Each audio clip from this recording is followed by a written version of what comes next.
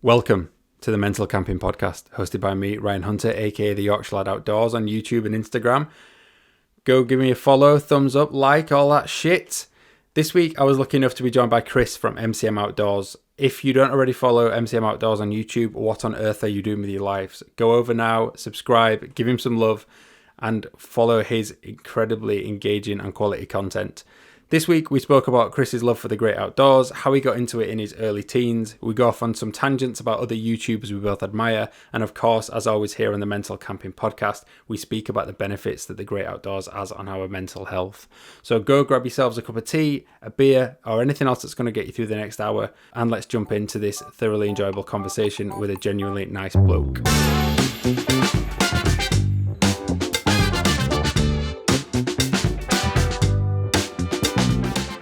So Chris from MCM Outdoors, first question, what does MCM stand for? I've been racking my brains. Yeah, good question. First of all, thank you very much for inviting me on. It's much appreciated. Never done this before, so yeah, I'm winging it. So join the club. How it goes. I'm five. Yeah, it's the best way to go. But no, very simply, when we started the YouTube channel back in August 2015, it was primarily with my mate Michael, right? And I'm Chris, and my cousin Matt. So hopefully that just answered your question. A lot of people say, "What is it?" And then they're trying to rack the brains. But Mike, Chris, and Matt, it's just the initials of our first names, right? And it kind of had a bit of a ring to it. It was easy to say, just rolled off the tongue. And we had all sorts of weird names, but MCM was kind of quick and easy, and yeah, it stuck. So it works well as well. Yeah, it'll look good on the merch. It sounds really boring when I say that. I mean, lots of people sort of like think, it could be like mountains, camping and madness, or mindfulness, camping and I don't know. So who knows? It means what people want it to mean. Yeah. Yeah. It's hard picking a name, isn't it? Like I had my original YouTube channel was just under my own name, and then I kind of went to Yorkshire Lad Outdoors. Yeah.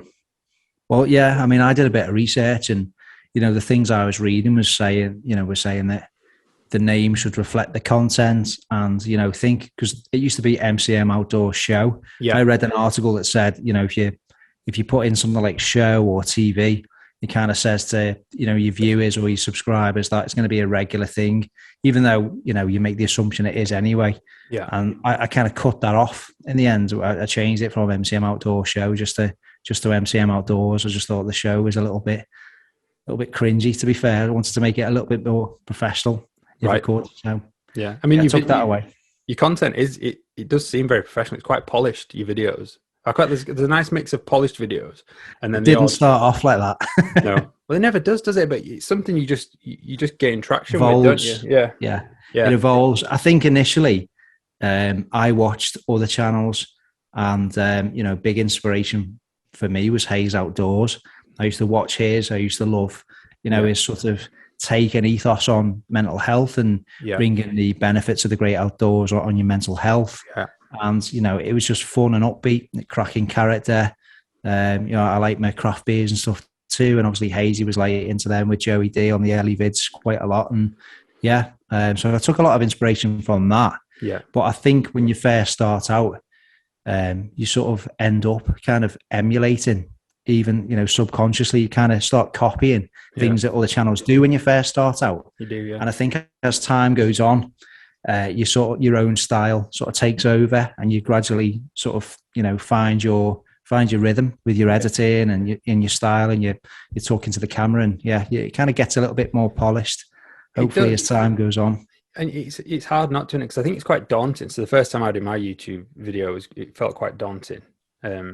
And you do kind of pick up traits that you see on YouTube that you find funny, like Hayes and his personality. I spoke about him last week on last week's podcast, so I'm going to sound like a bit of a fanboy. But then I think you kind of build, and your personality builds more into it, and you just get a lot more comfortable, and not as kind of stiff and uptight in front of the camera.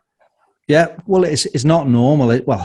What is normal? But it's not normal, in inverted commas, to walk around with a camera in front of your face, is it? How do you feel about that when people... Can you vlog when people are walking past you? Because I like dive in a bush. Yeah, well, I didn't used to be able to do that. I used to feel really uncomfortable, really self-conscious. Yeah. And it's almost like, you're waiting for people to go. And when it wasn't recording, I'd be ready to speak to the camera. And someone would just pop up from behind a tree, and I'd be like, oh, but wait for them to go. I don't want to see any other human being when I hit that record button, because I feel really sort of embarrassed and self-conscious.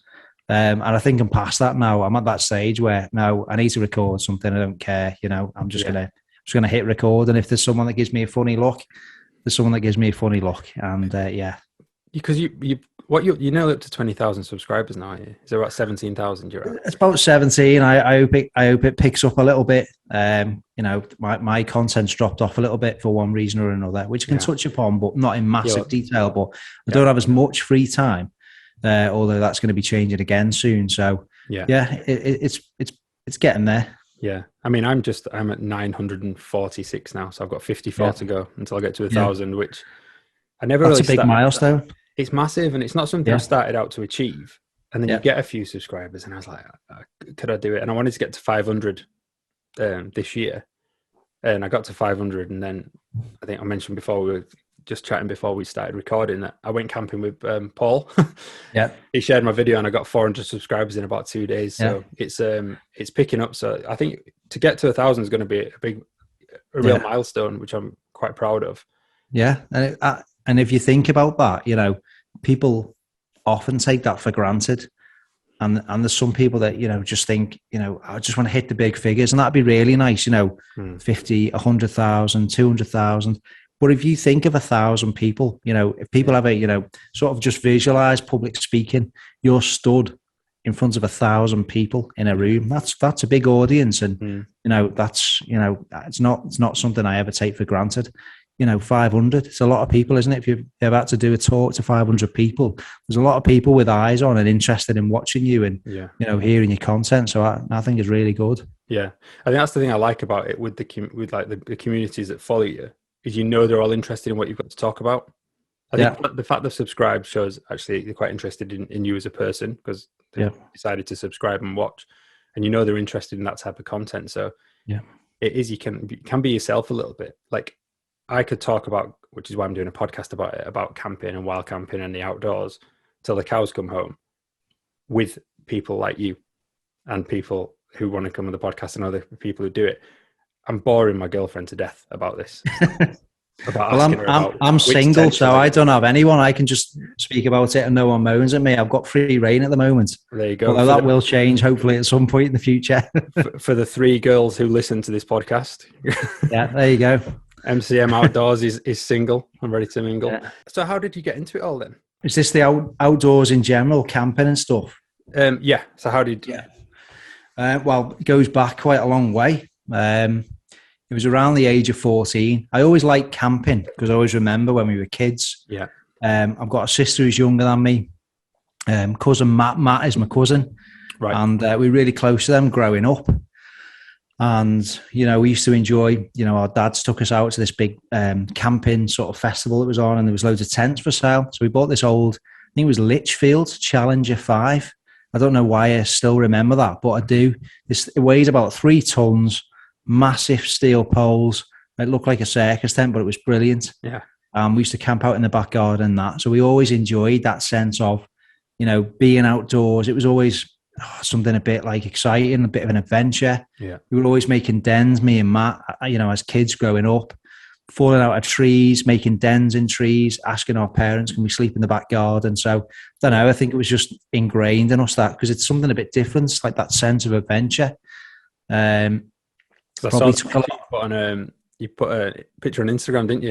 Yeah, I was 18 on that one. Yeah, so that was a while ago. Yeah, fresh faced. But my granddad was very close to my granddad, my mum's dad, and he was always into his adventures. And we used to go to Triada Bay where they had a caravan. He'd always be taking us out rock climbing, digging on the beach, you know, burying gold coins and saying we were on a pirate treasure hunt and making maps and stuff like that. So. Yeah. It's all stemmed from that, really. And then got a bit older. My uncle was in a climbing club in Liverpool. We used to go into Snowdonia most weekends. Yeah. Started scrambling. We went up to Scotland a couple of times and went from that. And then, as soon as I got a bit of cash, started working, I started spending my money on gear. Yeah. Most of my student loan on outdoor gear and stuff like that, which was nothing whatsoever to do with my degree. And it just went from there. and now my loft looks like Go Outdoors. So, yeah, It's it's probably a good job I'm single. Mate, I was going to ask you as well, because when I was doing some research, I watched a video, but I got sucked into another YouTube hole yesterday looking at, I very nearly bought myself an inflatable canoe. And I was like, where am I going to put it? Pack rafting, yeah. Yeah, well, I watched Matt, the Adventure Is Made. Yeah. And I think, if actually, is that your friend Ant who did the canoe trip with him in Scotland? Yeah. I've met Matt, he's top lad, and he loves that pack rafting, and yeah, it's fantastic. But it looks so much fun. So last night I nearly got one, but I genuinely thought, where will I put it? Why do I need a canoe? I think they are quite compact, when you've got them deflated and they go into their own stuff sack and things like that. But I think it's just the fact that they add that different dimension to your camps, You paddle across to like this isolated little island, and it just brings a whole new, that sense of sort of the wilderness if you get to the right places in your videos. Yeah. I mean, because I didn't start kind of the outdoor lifestyle, if you will, until a couple of years ago, till lockdown. Right. When I just decided to get out kind of my comfort zone. My dad, I think he did a bit of camping when he was a kid, but when camping holidays, my mum, the idea of sleeping in a tent is probably her worst nightmare. And probably camped once or twice as a kid, but it was never something we did. We didn't go walking as a family, didn't do any outdoor sports. It was always rugby and cricket with my dad. Yeah. And then in lockdown, getting into it, it's I know you should never kind of have any regrets, but it's one regret that I kind of wish I'd started a bit earlier in life. But now I'm just so hungry to learn, which is why I keep thinking, I just want to try something new. I want to try like paddleboarding, which I did last year in Derwent Water. Lost my GoPro at the bottom of Derwent Water. I spent more time in the water than the paddle. But again, you get out and you're just like, oh, I want a paddleboard now. I want to go to the lakes and my uncle does that, and he's into his late 60s, and he still goes stand-up paddleboarding in Benlek, where they've got a place not too far from there. Yeah, but it's really good. I mean, it keeps him fit, active, mobile. And the mental benefits of just being out on the water. Any outdoor activities. I mean, I could speak about them all day long, and the benefits and stuff. But it's brilliant. Yeah. I want to get into that. I want to get into, obviously, because this whole podcast is around kind of the mental health benefits of the outdoors, specifically what it does for me, and watching other people's videos and content, how they inspired me to get out. So I feel like I want to talk to those, because it seems a lot of people do it for the mental health benefits. And I won't pry into any detail, but obviously share what you want to share. But I know you've had a couple of tough years, I believe. I mean, I've got no shame in saying, I watched your New Year video, and I've got two little ones myself, and I was nearly started bawling. It's tough, and life can be very tough, especially like I'm 37, I'm 38 this September, and I know, again, through watching people's lives on YouTube, I know you've turned 40, but life can get quite tough, can't it? And you need when you're a kid, you've got your hobbies and you can do what you want, and you've got you go play in the woods as a kid, but as a bloke, you need something that gets you out of the house and just disconnects you from reality. And I say, I've always played sports. Yeah, I've always played rugby, cricket and stuff, but it's always been, you're part of a team, there's pressure on performing. Not that I ever performed to any great standard, but I always tried my best. But the outdoors is something purely for me. I just do that for me. And for the benefits it has, and I've become quite selfish about ensuring that I get that time out in the outdoors, because I know it just makes me a better person to be around, to be honest, and just makes me a happier person. So it's the mental health in the outdoors. I'm really interested to speak to the people who I watch to kind of see what their take on it is, because everyone's got their own unique story. So we'll get into that a bit later on. So we've got into kind of how you got into the outdoors. What spurred the YouTube channel? I think it was, I started watching Casey Neistat. We'll come on to the reasons for that. Don't mind talking about that later on. But I started watching YouTube quite a lot, and I suddenly found myself watching a Hayes Outdoors video. And I was just like hooked. It just made me laugh. It was really funny.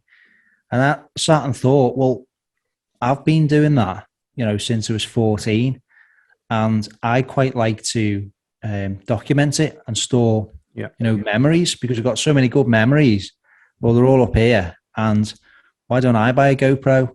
Because when I was younger, I used to borrow my dad's old camcorders and we used to film little, just, I don't know, 5-6 minute videos between us. But I just edit them on my old clunky PCs at the time, and YouTube didn't exist back then. And there's like this massive, like really low quality sort of AVI file with all these like cheesy graphics all over them, pixelated images. There was no such thing as HD, certainly no 4K back then. But it was good. And I just thought, why don't you start doing that again? Get yourself a GoPro and start bringing the camera along, and it'll give you something to do. You know, I'm quite technically minded, so I like working on computers, I like editing, I like the process of editing. So that was it. And, you know, it sounds a little bit morbid, but I've got mates who say the same thing. When I'm gone, you know, there's going to be a record there. And if my little ones want to, you know, take the baton and they hopefully follow in my footsteps and enjoy the outdoors too, which they do at the moment. Hopefully they'll keep that up. You know, it's something maybe that they can carry on, or, you know, if they want to look at videos of dad and having a laugh with his mates, it might be nice for them at some point. So, that's so reasons, endearing really. how you put that. On last week's podcast, I said I did it so I could embarrass my kids in front of the mates. That I could just say, "Here's your dad. He talks to a camera in his Dad's a YouTuber. Dad's a YouTuber. Look how cool. Tell your mates. That is, But that's so endearing, and also for something to look back on when I'm gone. But it doesn't. It will leave, dare I say it, a bit of a legacy. And I think from those kind of black and white pictures I've got of my mum and dad when they were kids and my age and stuff, it's different now for our kids. We can almost leave massive trails of our personality behind that they can remember us. God, it's like a morbid, doesn't it? But like a digital footprint. It does sound morbid, but I mean, why does it sound morbid? Because when you sort of like pull it apart, it's not actually, is it? Because, you know, like you said, I was always fascinated. I still am when I look back at mum and dad's old photo albums. They're always interesting, aren't they? Oh, look, you know, this is how it was when we were younger, and they're always interesting. Whereas now they, you know, well, I'll tell you what, watch this 4K video of me drinking craft beer and talking to myself in a tent. You know, if you want to, if you got 40 minutes to kill, please like and subscribe, and share, So you started with that, with the old Betamax camera. Yeah, it was like an old sort of not VHS. It wasn't that bad. They were like really small, sort of like cassette tapes. And my dad's, it wasn't waterproof. God knows why he entrusted that to me. But they weren't the best quality. And I used to Windows Movie Maker, just on an old desktop PC. But you know, they were clunky things. But there's I've got them somewhere on a hard drive somewhere. But I might try and upload sometime if I can dig out the files. You should do. And then you say you got inspired by some Casey Neistat videos that you watched. I've mentioned that to, you know, in my circle of friends. I know we touched on it before we hit record. Just to let you know, I've got a time left and it's 8:33. Is there a limit, and then we'll restart the recording? Or yeah, we are. I'm just that cheap. It was. I've only got the free version. Cool. All right. The link. Casey Neistat. I was going through a bit of a bad patch. My marriage had broken down, which unfortunately is a reality of life for many people. And it's about how you were dealing with that. So I had my living arrangements had obviously changed. I was living back in with my parents, and it was pretty rubbish, to be fair, because I'm a dad. I had two little ones, and I felt like I'd lost my sense of independence in some way. So it was a time that I thought, you know, I've got to get through this kind of thing. So I was busy in work, but in my downtime, that was when it's like, you know, you've got extra thinking time, and that's not necessarily a good thing when you're going through patches like that. So, started watching, just stumbled upon this guy called Casey Neistat. And he's obviously some, you know, super right up there as far as I'm concerned, and probably the top 5. Absolutely. You know, filmmakers, best storyteller. I think one of the best storytellers there are. Agreed. And I found his videos really inspirational, really uplifting, and motivational as well. And he was sort of a big inspiration. And his daily vlogs, which he was doing back then, I think around 2016, it was around summer 2016. He was doing a daily vlog, and that gave me something to look forward to. And yeah, it was almost there. I mean, his videos were almost like a counseling session. You'd watch one of his videos and it was a bit like a therapy session. Yeah. It really Thought-provoking. was. Yeah, Yeah. very much so. I said, like, if you go back on my YouTube channel, right, it's the very start. I think it was the first video I made, which is probably set to private actually, because it wasn't great, but that was literally off the back of watching a Casey Neistat video, which was about time and how precious it is. And it's the one commodity that he has to he prioritizes his time over absolutely everything. And it's down to within an inch of its life. And the fact what he got out of 24 hours and kind of making the most of time was just, at the time, no pun intended, was very poignant. And that's what got me into made my first YouTube video. And that was before I'd started camping, but it was just getting out into a happy place. And actually it made me, I was bored at work. I was kind of stagnant. I'd kind of got stuck in a rut and I wanted a new challenge. And it was to move into a different type of design. And watching that video, I actually thought, you know what, just have a go at it. Just go for it. Just what's the worst that can happen? So it actually inspired me to move on and find a career. And within like 3 or 4 months, I'd made the jump to a design agency. Yeah. But yeah, it was all about that and just about making the most of time. And his storytelling was just unbelievable. I still watch his videos now to try and kind of think, how does he craft a story? And one thing was, he's got all the cinematography gear you could probably ask for, but a majority of stuff was done on his point and shoot in his pocket, or his camera. All his time lapses and everything were done on his iPhone, and it was literally about just capturing the moment and putting that into a story, which is what I think a lot of YouTube videos can kind of miss now. You get some really great cinematic footage, but you can lose interest because there's no real story to it, unless you're really interested in technicalities of how someone can color grade and everything else. But the actual story element of it is key, I think, especially with so many camping vlogs out there now. I've seen so many people camping in the same spot, but if with a good story, you can obviously work the first time you've seen that place to camp, and it can kind of inspire you to get back out there. I mean, he is the master of storytelling, and it's his personality as well, because you get to know him as a person. He's very likable, isn't he? Because he's upbeat. He is, he's not monotone. He's got a load of energy about him. Yeah, and that energy comes. I think the energy comes across to. Oh, you're frozen. You there? All day, he's always up, out and about, being active, keeping himself fit. There's little bits. He eats okay, and looks after himself, and that kind of rubs off. So yeah, really motivational. He is, and as well, just before this becomes a Casey Neistat podcast, Casey, if you're watching, we want to go to your apartments in New York and get a free tour. Exactly, that's it. Yeah, but him and his brother, I think he got told they loved making movies, and he got told, you're too ugly to be on TV. Yeah, him and his brother were like, well, fuck it, then we'll make our own podcast. We'll make our own series, and made a HBO series that took off and was, I think. Well, yeah, and I don't know if you ever saw his Draw My Life. Yeah. Did you ever see that video? Yeah. And he started off, he was in a relationship. His girlfriend got pregnant at a really young age. It was unplanned. He struggled financially. They split up. Yeah. And it was all about thinking, I want to be able to provide for my son. I'm sleeping on mate's sofas. It's all gone wrong. Mm-hmm. And instead of just letting himself, get into like the trough and sort of catastrophize as to where his life had got, he talks about, well, I want to make movies, and everyone in school had said, yeah, you're too ugly to be on TV. Yeah. You're not going to make it. You're not good enough. Blah, blah, blah, blah. And his mindset was, well, I'm now even more motivated to prove you wrong. Yeah. And I remember he was working, wasn't he, as a kitchen porter somewhere, and he was like saved up, got tickets to go to New York. He always put enough money away so that he had the train ticket to go and see his son. Yeah. Supported his partner.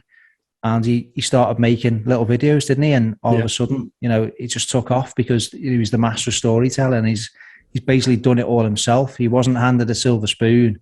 Hard work, graft, sheer, like laser-focused determination. Yeah. And it's, you sort of think, well, if he can do it, what he's trying to say is, if I can do it, anyone can do it, because most barriers people put up are mental. You know, it's doubt, self-doubt, isn't it? No, I can't do that. Yeah, I don't want to. You could do that job. No, I don't like public speaking. I get anxious. I get nervous. All these barriers are in your own head. Yeah. And when you when you realize that and think, well, actually, I can control sort of those thoughts. You can. I've gone off at a bit of a tangent here. No, go for it, mate.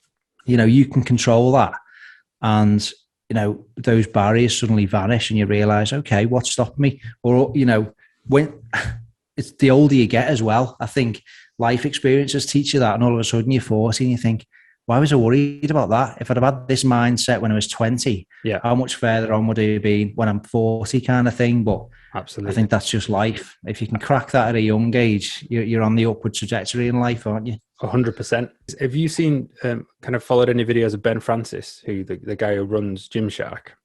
No. Kind of a really quick synopsis of his life. He was 16, like a lad just going to the gym in Birmingham. He liked bodybuilding.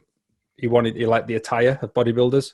He got all this stuff from like Miami and the bodybuilding scene, and when it came, it drowned him. He just didn't fit him. He was too small. So him and his mates decided to make kind of bodybuilding attire, but for smaller lads. And kind of 2 years ago, he floated Gymshark at 1.5 billion.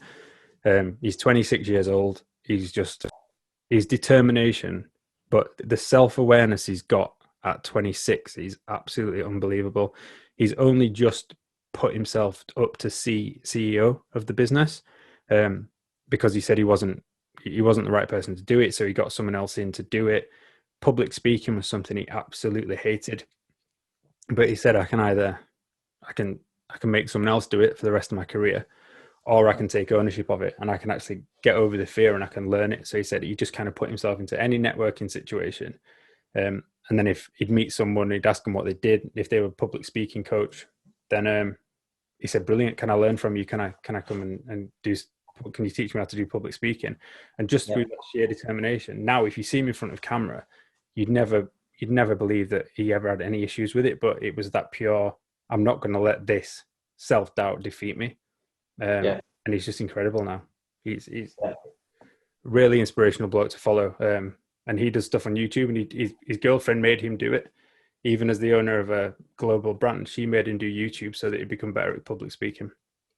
And that's the thing with anxieties, because I've done a lot of read on the whole subject there.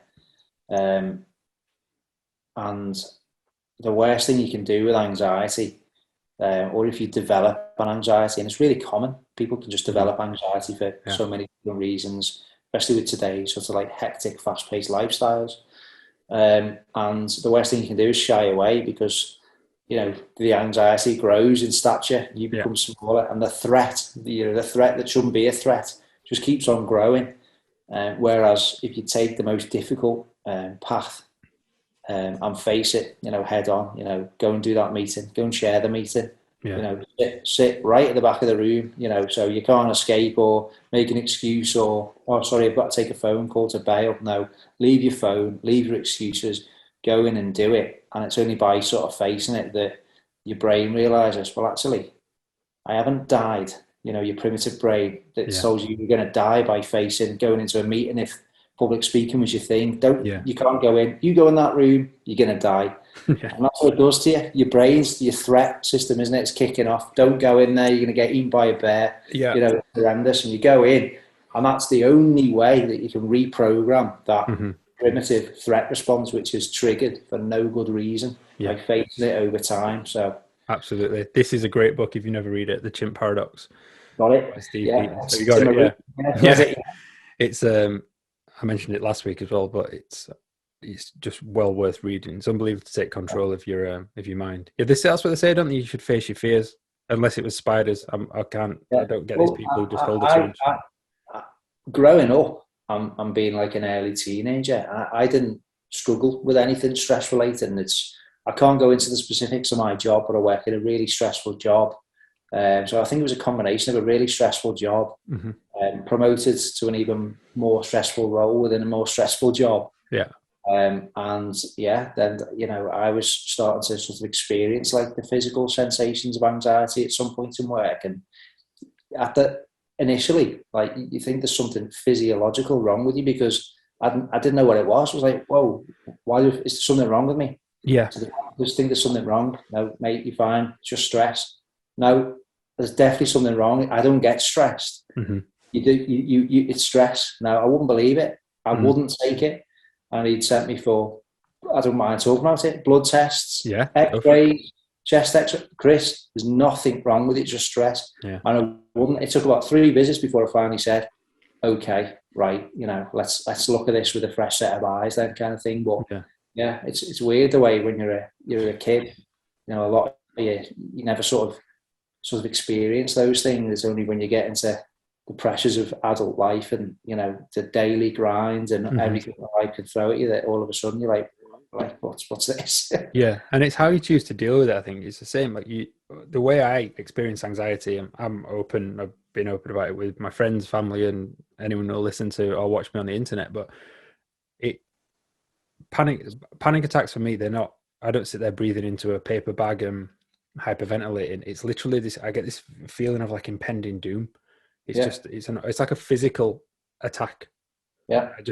I can't describe it. And I could be having a panic attack. I'm not now, but I could be having while I'm talking to you, and just have this feeling of sheer panic and anxiety. And I just have to change my environment and change my setting.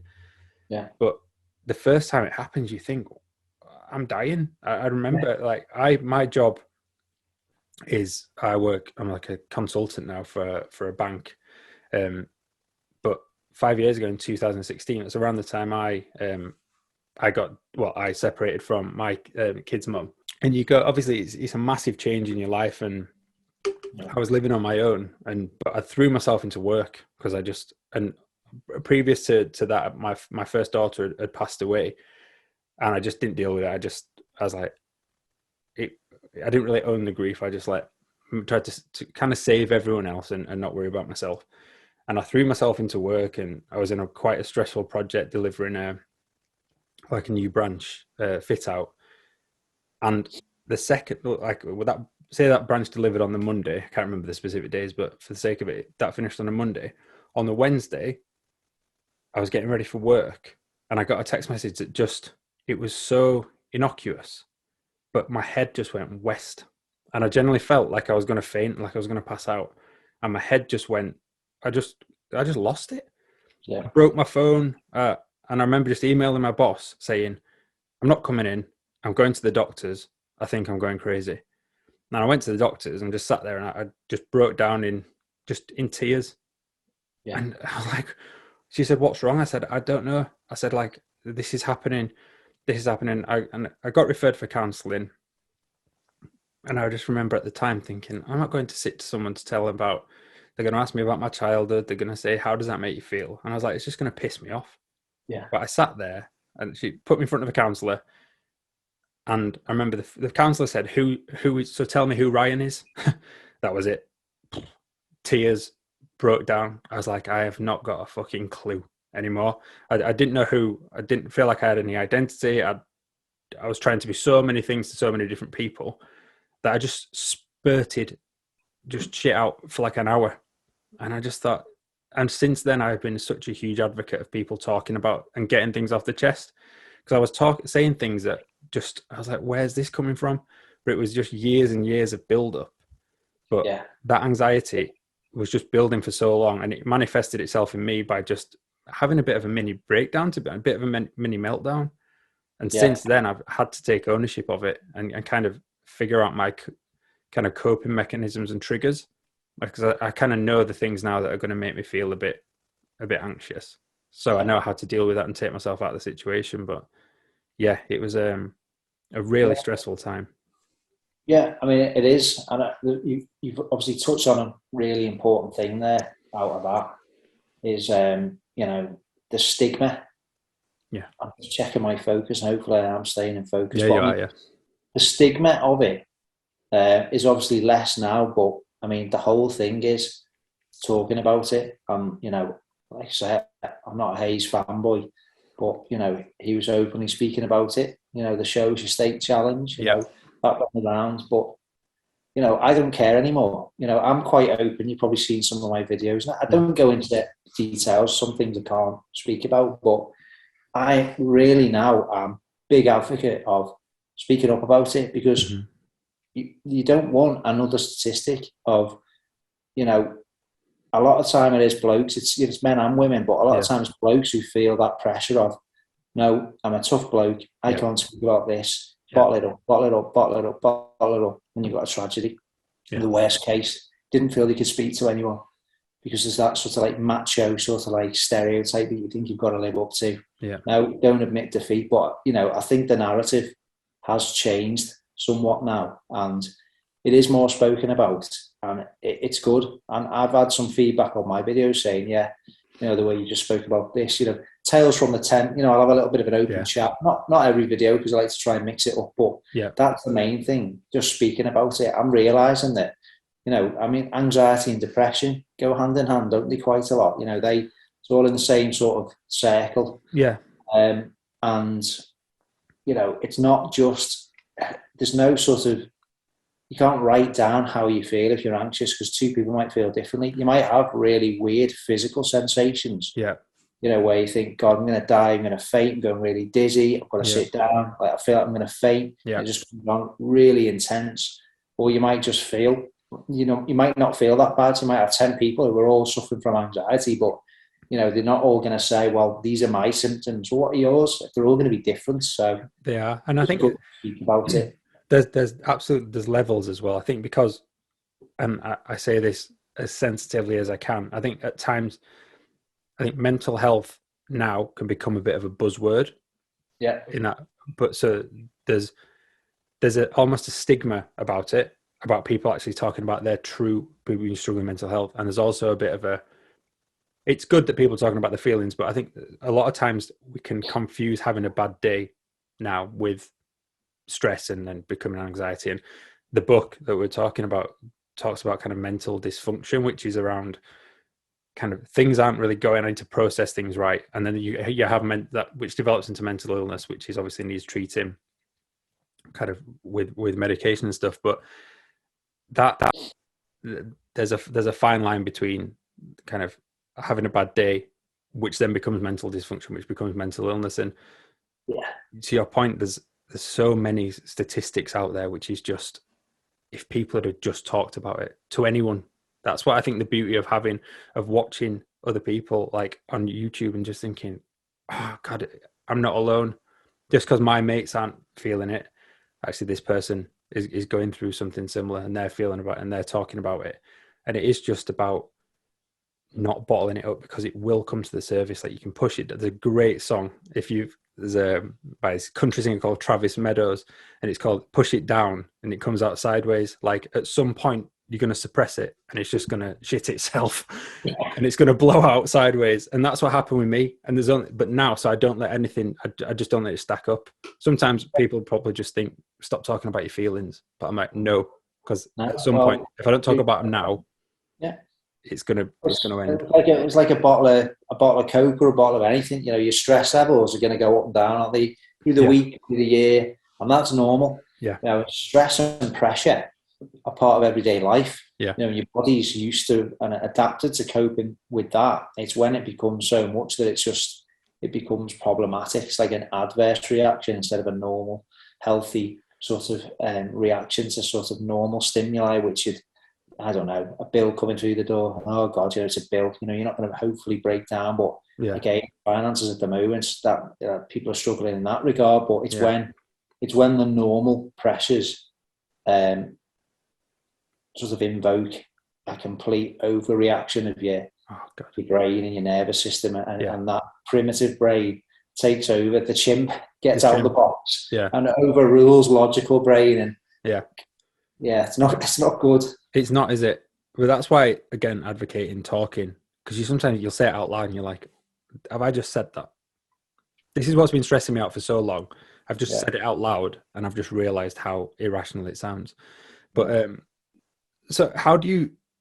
So bearing in mind that let's bring it back to the outdoors a little bit, because we got a bit of a tangent there. But I think it's massively important for people to kind of to hear this, who watch the videos, to understand kind of how you can deal with and find coping mechanisms to deal with everyday life and when things get a bit on top.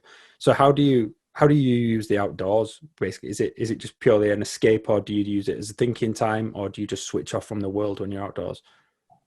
Bit of everything, really. It's a bit of physical exercise, which is good. I put on a bit of weight at the moment. I put on a bit of weight, and I need to get rid of that. But that's a work in progress. He says drinking a bottle of beer, but I thought it was important that I had a beer on this. So I'm going to France on Thursday, and 8 weeks ago, me and the lads were like, "Let's get in shape for it." And I've just given up on it. I look like I've given. I look like a melted wheelie bin. I've just. It is what it is, isn't it? It's harder when you get older, but so it's a bit of physical, the physical activity side of it, and there was the social aspect, really, because I used to go with my cousin and my friends, Walshy, Michael, Walsh, best mate, lives around the corner. So it's the social aspect of it, and then it was only through doing it in that way, socialising, that I started going out on my own. I was like, I really enjoy this, because to me, it's escapism. Yeah. I do work, like, it's a horrendous job in terms of stress. So you go outside, you go outdoors, middle of nowhere, hopefully, get some peace and solitude. And it's like you're putting everything down, isn't it? Because it's just silence. It's just you. There's just no stimuli, right? Well, there is the views and stuff like that, but there's no adverse, there's no negative stimuli. So you're just out, surrounded by nature. You could hear birds instead of screaming people, and it's just so nice. No traffic noise. You can just completely switch off from everything and just have that lovely escapism and solitude, which is so nice. And I don't know. Well, I do got theories as to how it works, so I won't get all deep on that. But it's really, really good. And you come back, don't you, from a camp, or even just a walk. If you can't do a wild camp, just go on a walk around the block. You feel better.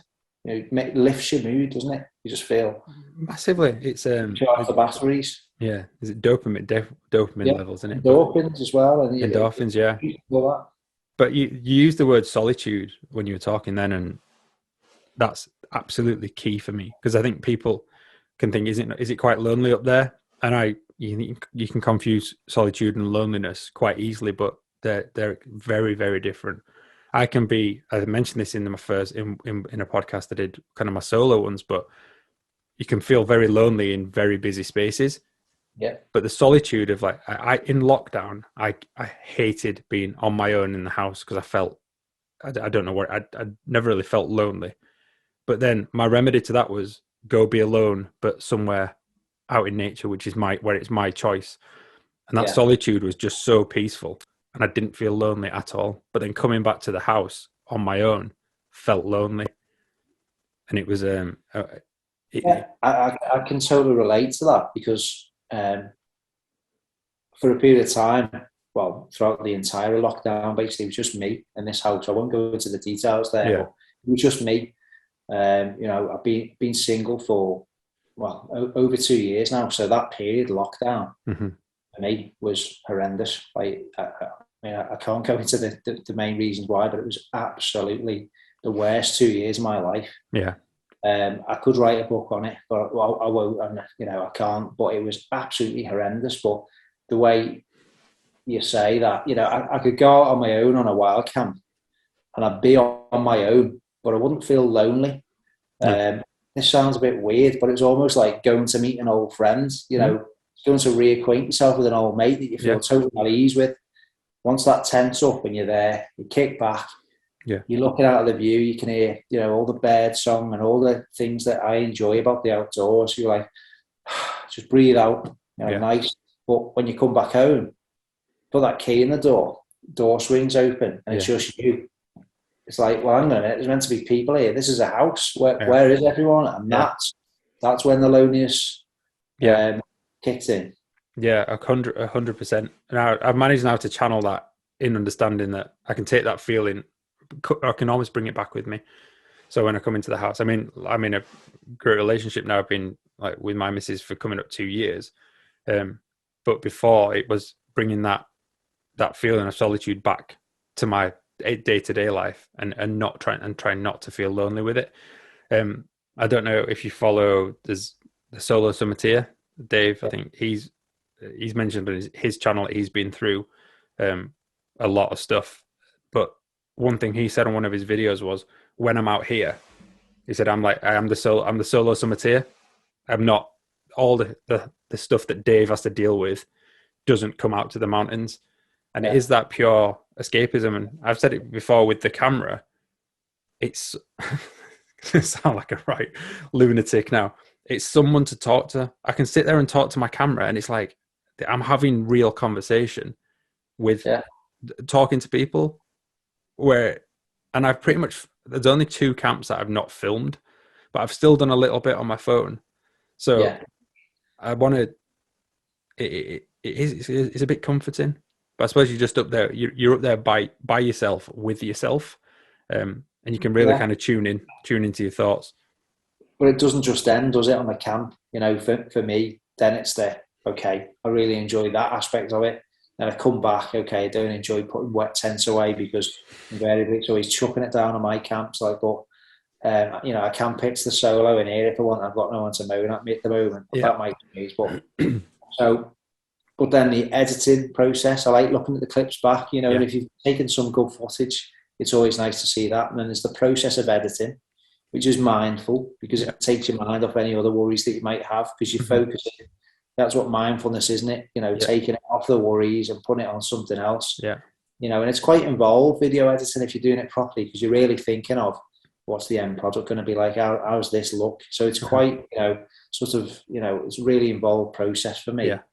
But then there's that satisfaction when you hit go live and YouTube, my comments start coming in. Yeah. And then you're interacting then. So that loneliness, as it were, I'm not saying anything. But that slight feeling of loneliness is kind of alleviated by, I feel, I have built up a nice audience now. Yeah. A good rapport, good relationship with people I don't even know. You know, I've had messaging me, you know, emails, offers of help and support from complete strangers who are just like, you know, I can really relate to what you said there, or your content is really, that's the main thing for me, without sounding all cheesy and like, oh, I just want to appear good on this pod. Genuinely, when people say, I've been struggling, your videos have helped me massively, or I've got to the outdoors, and that has been a lifesaver to me. Like, even though that's not what I set out to do it for, I didn't think I'd help other people. But if that's a byproduct, I'm like, I'll have that, you know. And you think, I'm proud of that. Yeah, I'm really chuffed. It is. It's a huge thing because the majority of the community that watches predominantly blokes. I know. Massively showing. Yeah, exactly. But it is that feeling, and because it's the outdoors, it's a bit blokey as well, isn't it? Like climbing up mountains and doing this, and there is that real connection that you can have. And it was for me watching other people do it and seeing what it did for them made me do it. And if I hadn't have started going out on the outdoors, I don't know where I'd be, because it's honestly been an absolute game changer for my life. It's something I can't imagine ever doing again. Never doing again. It's never doing again. Yeah, I want to do it forever is basically what I'm trying to say. But yeah, it's just incredible, and I'm really hopeful my kids will get into it as well. They absolutely love camping. We do like tent camping and like campsites and stuff. I've got a roof tent as well. I've got a tent box. Epic. So we spent a couple of nights in that, and we'll go out for the day. So I'm over in Huddersfield, so we like just nip over to the Dales, like to Malham. But again, they just love it. Like seeing them on that kind of like natural playground is just brilliant. So it's something I really hope they get into and love. But I don't want to force them into it. Do you know what I mean? But then again, I sometimes think I wish my mum and dad had dragged me along, so I could have appreciated it. Yeah, I mean, it's a whole other topic. But I say quite often at the end of my vids, you know, let's get our little ones up and off the screens. Obviously not when they're watching YouTube videos, but about wild camping. But, you know, I think now, I do sound like an old man here, swinging the lamp. When I was little, If you wanted to phone your mate, you had to dial a number on a phone with a cord and say, can I speak to Michael, please? Yeah. We didn't have mobile phones for all the benefits that mobile phones bring. Yeah. Social media, and I won't go off on one because I could speak on this for hours and we haven't got the time. But I think it's like a lot. I would say the majority of problems in society have a lot to do with social media and just overexposure to content, overstimulation. I've got to be like that. Why don't I look like that? Yeah. Why do I look like this? I'll go out in the garden and make a den. But I mean, kids now, the world's changed. I mean, it has. I can't have that mindset where, well, I wish it wasn't like this. It's kind of it's kind of a negative way because I'm never going to achieve anything. You've got to accept it's changed. Yeah. With that in mind, what can I do? And I just try it. My boy's a bit older. My lad's Tom. He's 11 now, but him and his mates, they're all on phones. And he wouldn't be normal in inverted commas if Daddy says I can't have a phone or Mum says I can't have a phone. He'd get, why haven't you got a phone? And then he'd feel that pressure's not fair on him, but it's about just trying to gently, without sort of it being like too pushy. Come on, do this, and this is good, and let's get out and get this stove, trying to make a fire, and just doing it that way. I don't know. It's a really difficult one because there's a balance of. So my two are 6 and 4, so it'll be 5 and 7 in July. So the nearer those ages, but like Thea, she had her mum's old phone, and at Christmas I give her my old phone, so her phone went to Fred. So they're 6 and 4 now with games on their iPhone that obviously they've not got contracts, but just there, like the weekend they were making dens out of boxes in the living room because it was pissing down as it always is in Huddersfield. But then to take the phones in and watch the phones, and it's really difficult to. And sometimes I have to look at myself and think, well, I'm always on mine. I'm always interacting with something. I'm watching YouTube, and I'm like, I said to Freddie, watches. I mean, talking about algorithms, if we get time to that, some of the channels they watch, they get like 15 million views with some kid playing with a Spider-Man. Like there's money to be made with putting kids' toys in opening Kinder eggs. But he's like, can I have this? Can I have this? Can I have this? And I'm like, I'm going to have to stop you watching YouTube because it's consumerism. But I don't know if I said this to you off camera or on camera. I was up till 1:15 last night looking at fucking inflatable kayaks. Yeah. About 15 videos on people on inflatable kayaks, nearly pressing the button on Decathlon to buy a kayak. And I'm like, I'm being marketed all the time. And especially in the camping community, because you watch people and you see people like you enjoying them. They're not promos of do this and you'll be amazing. It's literally normal blokes pissing about in the woods or having a beer on a mountain. And you're like, I want to do that. I want that's the problem. Yeah. And that's why you end up with a couple of tents. You never not connected. And these are they're great, but they're terrible. Yeah. It is about, especially Instagram as well, that's all consuming. And just mindlessly scrolling. It's like, what have I just done with an hour of my life? Yeah. These short videos, a lot of people are doing shorts now, and I'm not bad-mouthing anyone. I'm not saying you shouldn't do it, but what is that? 30-second video. What you do, you're flicking through, and it's like, a video of a dog like pulling a funny face, and then an hour later you're watching like some kind of like cockatoo like doing something weird. And you're like, and then do cats into a skip? Yeah, it is the mindless stuff you end up watching. But I mean, that's what we could go off and again on another tangent. The social dilemma about, and that's what I worry for my kids. Is I was lucky enough. I was lucky and I was grateful that Facebook and Instagram didn't really take off until I left uni. So I knew what life was like before it. Whereas these are the first generation who've grown up, born into this matrix. And like they never knew what it was like before. They've just got constant sources of truth being thrown at them. Well, a big check for me was on a couple of recent camps. I found myself looking at my phone and going, I haven't got 4G. I can't look at anything on my phone. And it's like, well, have a word with yourself. you're out on a camp, mate. What do you care about that? But you feel a little bit uneasy. Well, I wanted to have a little scroll through Instagram, and it's like, mate, what are you doing? Yeah. You've come out to get away from all this. You can do that when you get home. Mm-hmm. You might not be doing this in 10 years' time. You know, you might have an accident, or you might not, you know, get a bad back, or you can't. So you've got to check yourself. And those phones are just suck you in. It's like the black hole, just sucks you in, and that's it.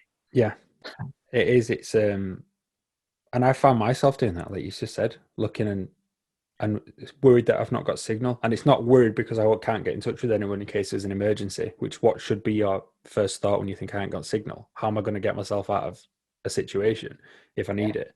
It's, I can't check Instagram, or I can't check the football. I'm saying that being a Leeds fan, sometimes I'm absolutely over the moon that I don't have 4G. FA Cup final the other day. Shout out. Are you a Red? Yeah. Champions League final coming up, so we'll see what happens. God, I'm off to France with 4 other Reds. Like, they've been, no. There was 2 Leeds fans, 4 Liverpool fans. So yeah, that'll be. It must get boring winning all the time. Well, it's not at the moment. It's quite enjoying it. So it's not always been this way, but it's good to see. We're on form at the moment. Yeah, you are. Well, I said it's not a football podcast, luckily, because being a Leeds fan, I'm a Leeds fan until hopefully I'll still be a Leeds fan at 6 o'clock on Sunday. If not, I'll find someone else. But it's one of those things, isn't it? As I don't know if you've made your lad be a Liverpool fan. Like, I was born into being a Leeds fan. I didn't have a choice of it. And by default, my son will be a Leeds fan. Well, my son supports Manchester United. Oh. So, because his mum's a United fan, so it's right. United, he supports United. You've gone with the mum on that one, so yeah. Right. How's that working out for him right now? Not our arch rival. Well, there are a bit of arch rivals, aren't they, United? So, he's keen to get a new manager in and get this new manager and see what he can do with the team. But let's back off football back onto the outdoor space. What have you got planned coming up? That's kind of a way to shameless plug your channels. Yeah, sure. Okay. Yep. I haven't got much planned in that. I've not written down what I intend to do. I'm going to have some weekends coming up, so there's going to be a bit more regular content. So it's going to be fortnightly videos, fortnightly wild camps, with probably a little bit of a filler in the week in terms of reviews. I'm going to make the effort to try and get that maybe midweek content out if I can, if it's worthwhile. I've got a new tent to test out. Won't say anything about it until I get it out on the vid. New hammock gear. Nice. Hammock brand I've not heard of before, but they're really good. The brand is Ticket to the Moon. I'd never heard of them, and one of my contacts has sent me some great stuff just on the table over there, and I'm sort of working out how I can incorporate that into a video. So yeah, lots more wild camps. Nice. The dreaded midgies are going to be out soon, aren't they?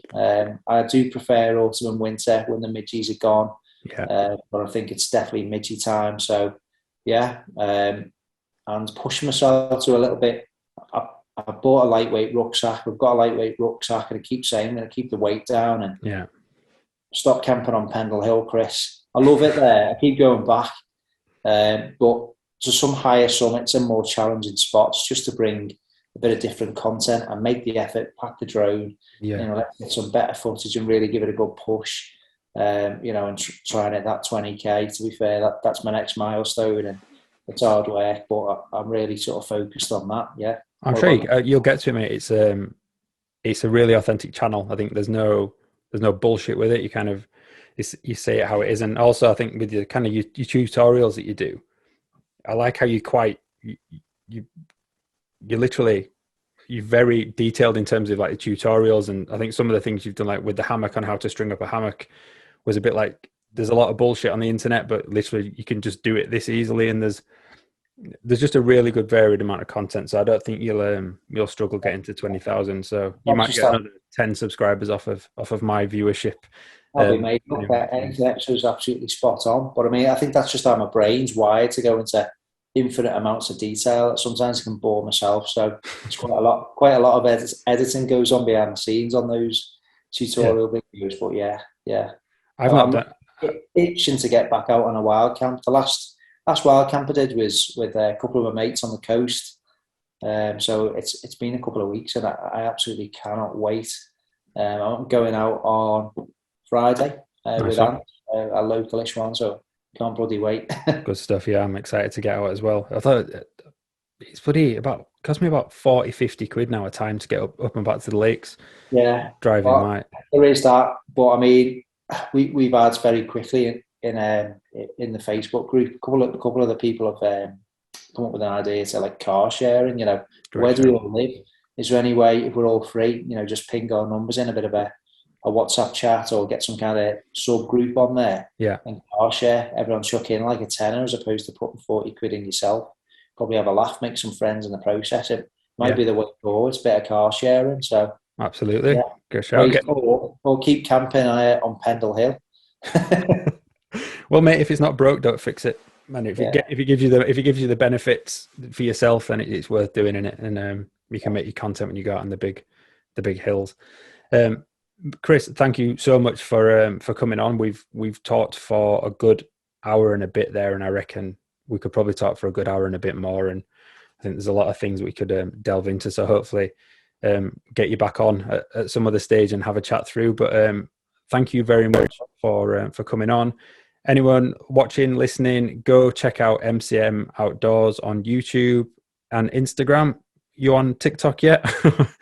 I'm not. I'm resisting, mate. I'm resisting. Don't plant the seed. Is resisting the TikTok. So just Instagram and YouTube, and I'll put the links in the show notes on for Spotify listeners and in the description below. So thanks once again, mate, and see you next time. Thank you very much for having me. I've enjoyed myself, and it's been really great. So cheers. Really appreciate it. No bother, Paul.